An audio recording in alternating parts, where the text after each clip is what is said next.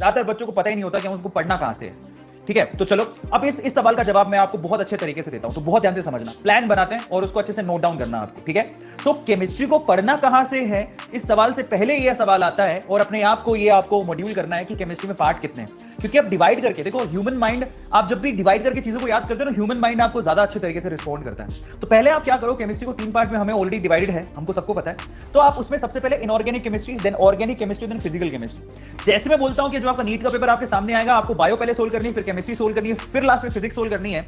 इसी तरह से मैं आपको बता देता हूं कि केमिस्ट्री में भी आपको सबसे पहले 3 पोर्शन में से सबसे पहले किसको सोल्व करना है, इनऑर्गेनिक केमिस्ट्री को।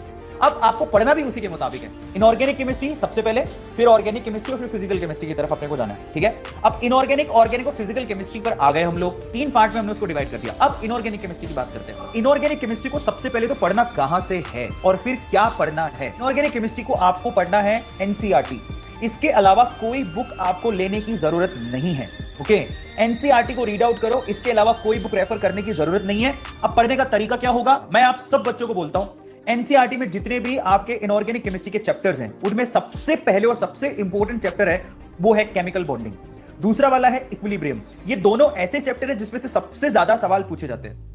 फिर उसके बाद नंबर आता है आपका S block, P block 11th, P block 12th, और पी ब्लॉक 12th तो अनइमेजिनेबली सबसे ज्यादा क्वेश्चन कवर करने वाला टॉपिक है। सो आपको जब रीड आउट करना है तो आपको ध्यान रखना है कि मुझे क्या पढ़ना है और क्या नहीं पढ़ना। सो आपको अननेसेसरी वो टॉपिक नहीं पढ़ने हैं जिसमें से पिछले 10 सालों से सवाल ही नहीं पूछे गए हैं। तो इसलिए आपको क्या करना है, जब आप एनसीईआरटी रेफर कर रहे हो तो मैं सिर्फ 2 बुक्स के लिए बोलता हूं, एक एनसीईआरटी रखो, दूसरा क्वेश्चन किस तरह के आते हैं उसके लिए आप पिछले 10 साल या 15 साल के पेपर ले लो।